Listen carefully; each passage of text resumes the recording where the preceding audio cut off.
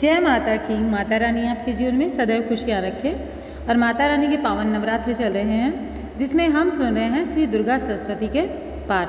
तो आज श्री दुर्गा सप्तशती का 13वां अध्याय हम सुनने वाले हैं जिसमें हम सुनेंगे राजा सूरत और वैश्य को देवी का वरदान। तो अंत तक सुनिएगा। माता रानी की कृपा दृष्टि आप पर बनी रहेगी। और हाँ, वीडियो को लाइक करके कमेंट बॉक्स में लिख दीजिए जय माता की। माता के जयकारे लगाने में बिल्कुल भी कंजूसी ना करें। महर्षि मेधा ने कहा, हे राजन, इस प्रकार देवी के उत्तम महात्म्य का वर्णन मैंने तुमको सुनाया। जगत को धारण करने वाली इस देवी का ऐसा ही प्रभाव है। वही देवी ज्ञान को देने वाली है और भगवान विष्णु की इस माया के प्रभाव से तुम और यह वैश्य तथा अन्य विवेकी जन मोहित होते रहते हैं, भविष्य में भी मोहित होंगे। हे राजन, तुम इसी परमेश्वरी की शरण में जाओ। यही देवी आराधना करने पर मनुष्य को भोग, स्वर्ग तथा मोक्ष प्रदान करती हैं। मार्कंडेय जी ने कहा, महर्षि मेधा की आवाज़ सुनकर राजा सूरत ने उन उग्र व्रत वाले ऋषि को प्रणाम किया और राजा के छिन जाने के कारण जो उसके मन में अत्यंत ग्लानि हुई उसे त्याग कर वह राजा तथा वैश्य तपस्या के लिए वन को चले गए और नदी के तट पर आसन लगाकर भगवती के दर्शन के लिए तपस्या करने लगे।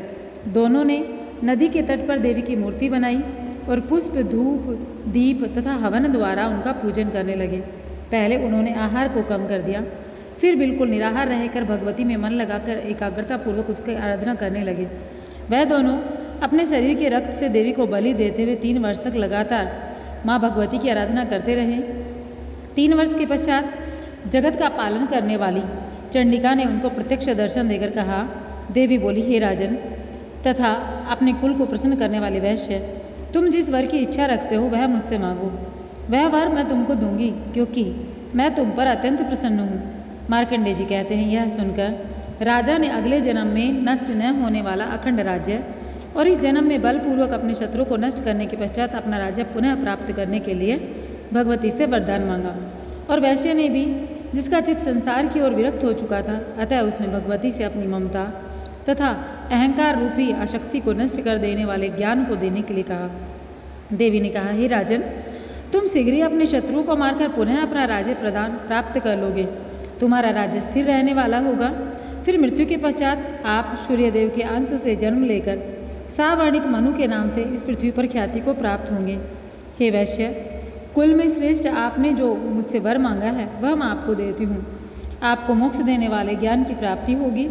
मार्कंडेय जी कहते हैं, इस प्रकार उन दोनों को मनोवांछित वर प्रदान करके तथा उनसे अपनी स्तुति सुनकर भगवती अंतर्ध्यान हो गई। इस प्रकार क्षत्रियों में श्रेष्ठ वह राजा सूरत भगवान सूर्यदेव से जन्म लेकर इस पृथ्वी पर सावर्णिक मनु के नाम से विख्यात हुए।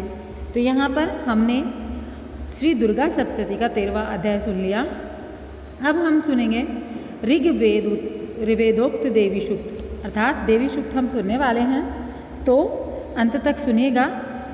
भगवती बोली, मैं रुद्र, वसु, आदित्य और विश्वदेव रूप से सर्वत्र विचरती हूँ। मित्र, वरुण, इंद्र, अग्नि और अश्विनी कुमारों को भी मैंने धारण कर रखा है।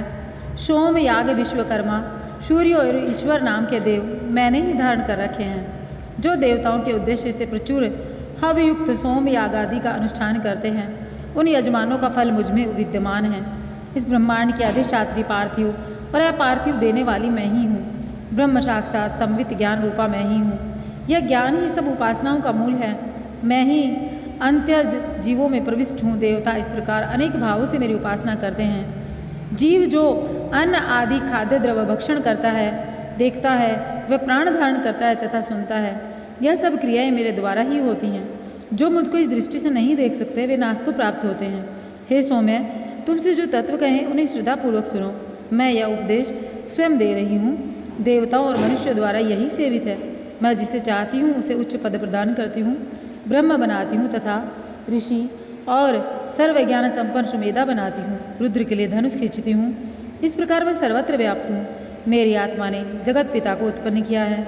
इसके ऊपरी भाग में आनंदमय कोश के अंदर विज्ञानमय कोश में मेरा कारण अवस्थित है। मैं समस्त भुवनों में प्रविष्ट होकर रहती हूँ। स्वर्गलोक मेरे शरीर से सपृष्ठ है। मैं जलवायु की भांति प्रथित होती हूँ, तभी यह सारी सृष्टि आरंभ होती है। मैं इस स्वर्ग तथा मृत्यु लोक से परे भी वर्तमान हूँ। यही तो मेरी महिमा है।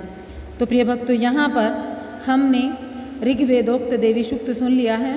अब अगले वीडियो में हम अपराध क्षमापन स्रोत सुनेंगे। तो अगले वीडियो के लिए चैनल को सब्सक्राइब कीजिएगा, वीडियो को लाइक कीजिएगा, कमेंट बॉक्स में लिखिएगा जय माता की। माता रानी आपका जीवन सदैव सुखमय रखे।